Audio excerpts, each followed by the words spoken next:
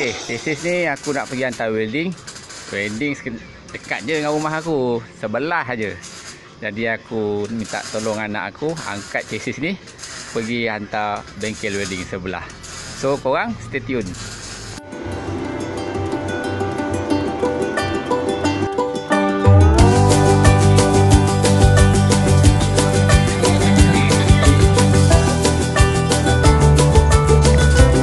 Okay, aku dah bincang dengan welding man.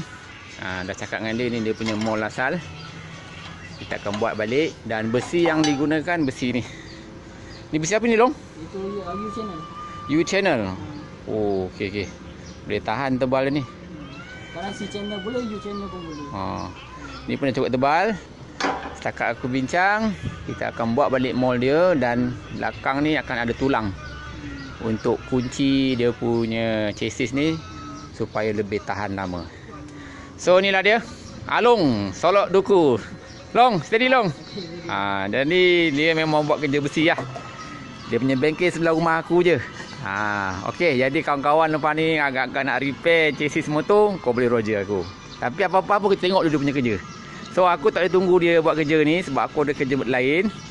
So nanti tengoklah dalam masa sejam lagi ke aku jenguk-jenguk lah sebelah ni untuk aku rakam video dia punya hasil kerja. So stay tune, bye bye.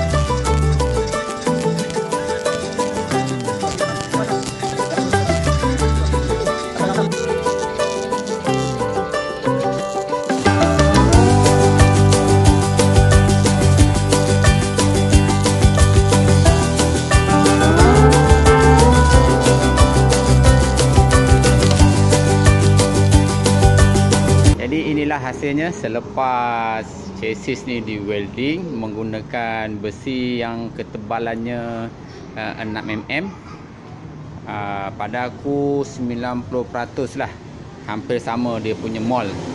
Daripada tepi sini dia dah lay. Okey, kat bawah sini pun dah lay bagi sama dan bawah ni dia lay lagi. Dan tepi, bahagian tepi ni juga dia dah lay ikut keadaan asal TZM. Dan dekat sini pun dia lay. Dia lay. Jadi lekuk dia sama lah. Dan bila kita test dia punya cap pun, rubber cap ni alhamdulillah boleh masuk dengan kemas. Fit lah tu. Jadi tak perlu risau lah. Selepas di welding, chassis ni 90% lah bagi aku sama seperti yang asal. Okay, kalau tengok tepi ni pun dia kemas. Cuma nanti bila kita nak cat, kita tutup dengan simen lah. Simen yang lubang-lubang ni bagi dia licin balik. Jadi itulah cerita aku berkaitan dengan bagaimana aku merepair Chelsea pula, itu bola. Casis Yamaha TZM ni. Dan aku pun dah mula buat kerja buang cat. Tapi itulah, belum ada cukup masa. So korang stay tune untuk tengok hasil TZM ni. Jangan lupa subscribe, like, komen dan juga share video aku ni jika korang rasa bermanfaat. Jumpa lagi. Bye bye.